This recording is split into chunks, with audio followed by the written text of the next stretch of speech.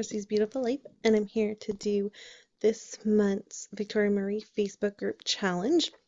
Casey, Megan, and myself are all hosting it together this month, and we are doing ugly pattern paper. So the goal here is you pick a piece of your stash in pattern paper that is not your favorite, and you somehow manipulate it or use it in a way that you can form a layout with it. It's a great way to get it out of your stash and just use up that paper that normally you just kind of bypass. So this month we are telling you to pull it out and get it used up. I wanted to just show you the random pieces that I had decided to use. I kind of just grabbed a whole bunch, not sure what I wanted to do. But in the end, I decided I wanted to keep working on the fall layouts that I have to do. I have a series of about 5 layouts I'm doing. And so what I wanted to do was use that piece of pattern paper that had the roosters on it. I thought it spoke very well to the farm theme here. And at first I was going to do some photos of my son just doing like exploring the farm, but instead I used another series of photos from the exact same day here. And they are just random photos taken of the farm. And I'm just going to kind of relate it back to myself and how much I love being there, and it reminded me of living in a small town myself. And so that's what the layout's going to be about. What you're going to see is I used the first piece of pattern paper with the roosters on it. I was able to get that used up on the paper.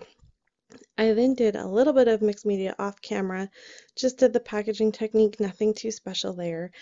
I used a bit of a purpley, sorry, not purple, a bit of a red color to try to blend in a little bit of the pattern paper I wanted to bring into this layout, which you can kind of see off camera. I didn't realize how zoomed in my camera was when I was recording this, so I do apologize about that. And then I did try to use the yellow, which was the second piece of ugly pattern paper I wanted to use for this collection, but I wasn't able to make it work, and so I said that's okay. I at least have one piece used up, and I can use the yellow, find a way to use the yellow in another place and time. It is now all cut up into strips, so maybe I'll be able to just use strips and make it work somewhere else. The thing that I loved about the way I used my pattern paper, so we're all using it differently. I think all 3 of us did a really nice take on this. When you look at all of our layouts, we all kind of took it in a different way to help inspire you to use your pattern paper, your ugly pattern paper. I decided to do mine by just taking a little bit of it. I believe it's a 4-inch strip here, and then I just backed it with white pattern paper.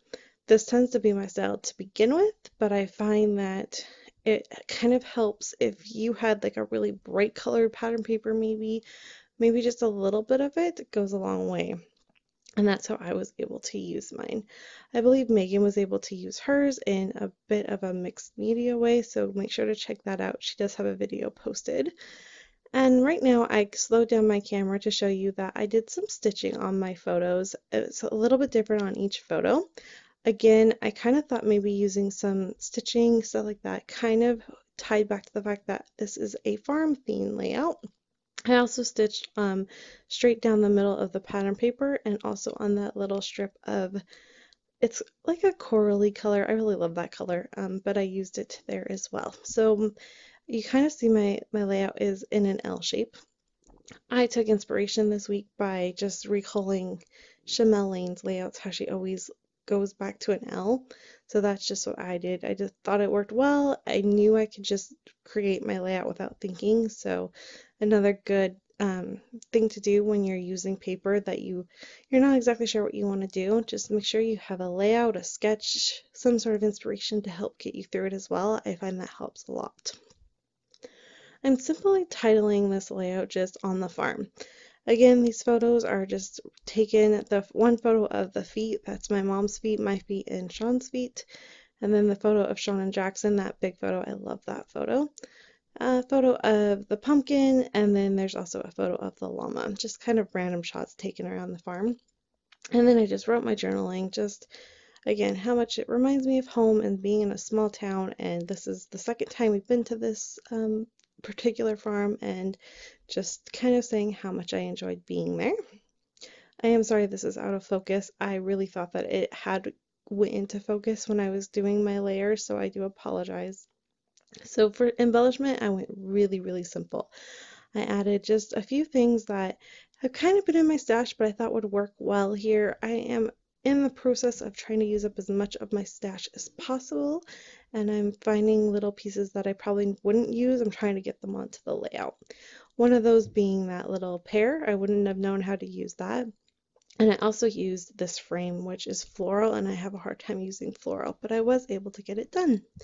So lastly, I'm just going to do a little bit of stamping, and that's going to basically do my layout. My close-ups are going to show you a little bit more in depth.